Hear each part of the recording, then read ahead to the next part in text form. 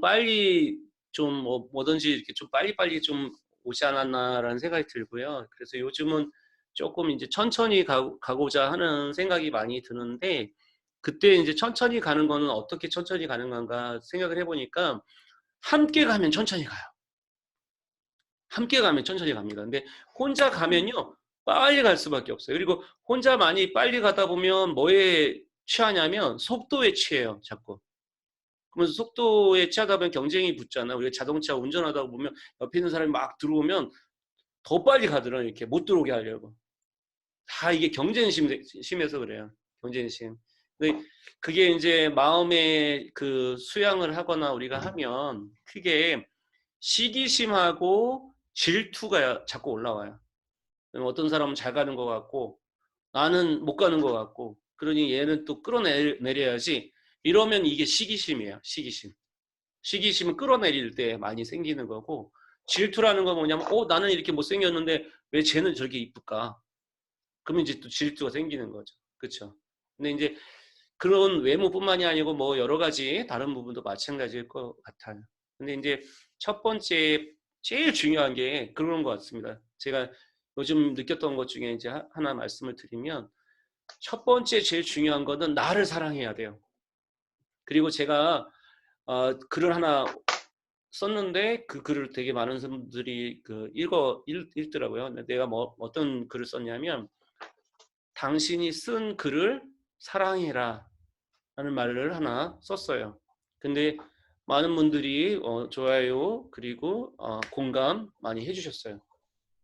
근데 사실 여러분이 쓴 글에 대해서 여러분들이 사랑하지 않으면 결코 다른 사람이 여러분의 글을 사랑할 수는 없다. 이 글은 글에만 한정된 게 아니에요. 여러분이 어떤 일을 하든 여러분 스스로를 사랑하셔야 돼요. 이게 첫 번째 부분입니다. 내가 내 자신을 소중히 생각하고 내 자신을 사랑해야지 다른 사람도 사랑할 수 있습니다.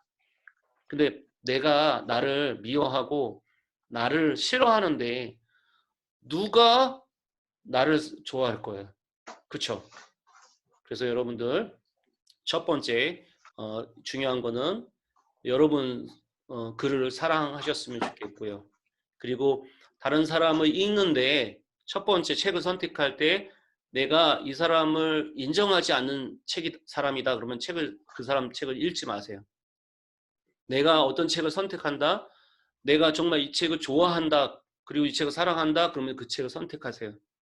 그러면 내가 보는 안목이 생기니까 그때서부터 좋은 책들을 만나게 될 거예요. 물론 내가 어쩔 수 없이 책을 볼 수는 밖에 없는 경우도 있을 거예요. 그거는 이제 무슨 의뢰를 받아가지고 논문을 쓴다든지 아니면 뭐 컬럼을 쓴다든지 그런 어떤 상황이라면 그럴 수밖에 없겠죠. 그런 게 아니고 내가 쓰는 글인데 이거는 어떻게 보면 첫 번째가 존재하는 게 인정하는 부분들이 되게 중요한 것 같아요. 자기 자신에 대한 인정, 그리고 글에 대한 인정, 그리고 글이 발전하는 것도 제가 되돌아보니까요. 제가 여기까지 오는데 돌아가신 선배님들 지금도 많이 생각나요. 저한테 가르쳐 주셨던 선생님들도 생각나고, 지금까지 오면서 뭐 여러 책들 내고 뭐 할 수 있었던 것도 제가 조금 잘못 가려고 할 때 저에게 호되게 이 야단쳤던 선배님들이 저에게 어떻게 보면 기억이 나는 거지.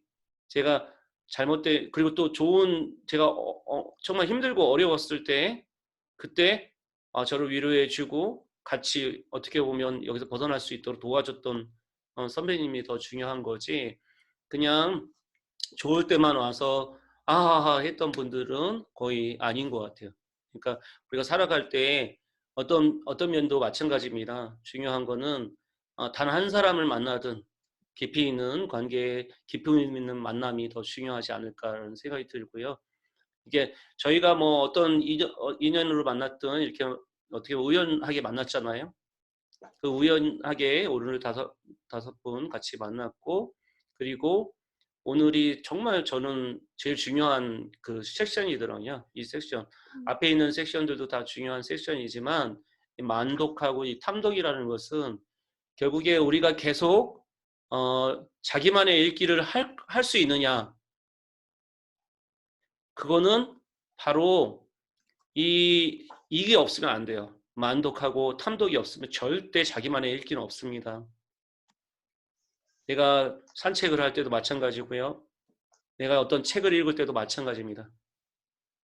반드시 만독을 할 수 있어야지. 그리고 조금씩 슬로우 할 수 있어야지 슬로우 라이프가 될 수 있는 거고 슬로우 리딩이 될 수 있는 거고 그래야지 그때서부터 보이기 시작하더라고요. 고운 시인이 올라갈 때 보이지 않았던 부분이 내려갈 때 보이네 그런 얘기를 하셨죠. 물론 본인의 삶은 그렇게 살았는지는 그거는 다른 얘기고 그분이 그렇게 했던 얘기는 뭐 다른 우리 여러 선지자들이 얘기했던 거와 똑같아요. 내가 전반전을 살았던 거와 후반전을 사는 모습은 다를 것이다.